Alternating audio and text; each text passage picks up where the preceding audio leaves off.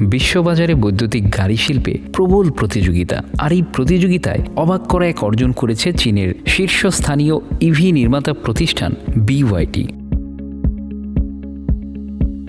2024 সালের জুলাই থেকে সেপ্টেম্বর ত্রৈমাসিক টেসলাকে পেছনে ফেলে আয় করেছে রেকর্ড পরিমাণ $28.2 বিলিয়ন।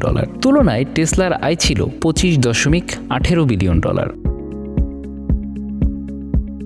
এই তথ্য জানিয়েছে ব্রিটিশ সংবাদ মাধ্যম BBC এবং চীনের সাউথ চায়না মর্নিং পোস্ট। তবে মজার বিষয় হলো, আয় বাড়লেও BYDর গাড়ি বিক্রির সংখ্যা টেসলার চেয়ে কম। এমনকি টেসলার বাজারেও এখনও রয়েছে শক্তিশালী অবস্থান। তাহলে কিভাবে BYD এমন সাফল্য পেল?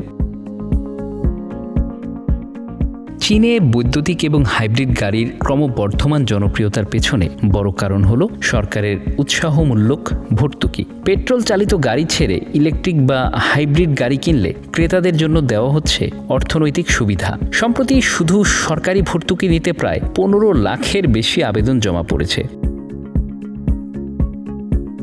চীনের সরকারি নথি অনুযায়ী বৈদ্যুতিক গাড়ির প্রতি মানুষের এমন আগ্রহ চীনের ইভি নির্মাতা প্রতিষ্ঠানগুলোকে নতুন উচ্চতায় নিয়ে যাচ্ছে। এমনকি UBS-এর গবেষণা বলছে 2030 সালের মধ্যে চীনে প্রায় 60% গাড়ি হবে বৈদ্যুতিক।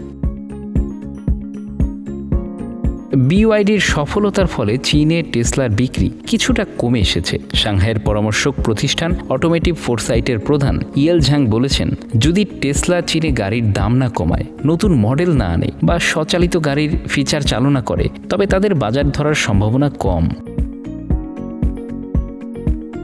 BYDর মতো চীনা ইভি কোম্পানিগুলোর সবচেয়ে বড় বিদেশি বাজার ইউরোপ। তবে ইউরোপ ও যুক্তরাষ্ট্র শুল্ক বাড়িয়ে চীনা বৈদ্যুতিক গাড়ি রপ্তানিতে বাধা সৃষ্টি করেছে। সম্প্রতি ইউরোপীয় ইউনিয়ন চীনা ইভি গাড়ির উপর 45% শুল্ক আরোপ করেছে এবং যুক্তরাষ্ট্র ও কানাডায় এই শুল্কের পরিমাণ 100%।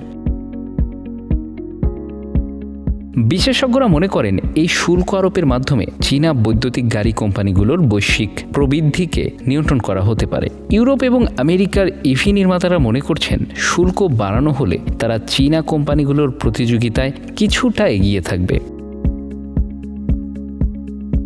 BYDর আয়ের এমন অভাবনীয় সাফল্য বৈদ্যুতিক গাড়ির বাজারে চীনের অবস্থান শক্তিশালী করেছে। তবে টেসলা এবং অন্যান্য প্রতিষ্ঠানের নতুন উদ্ভাবনী প্রচেষ্টাও পাল্লা দিয়ে এগিয়ে চলেছে। বৈদ্যুতিক গাড়ির বাজারে এই প্রতিযোগিতা আরও বেড়ে উঠতে যাচ্ছে।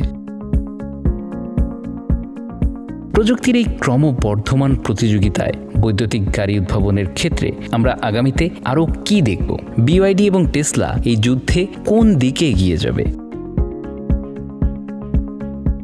Bangla affairs news desk.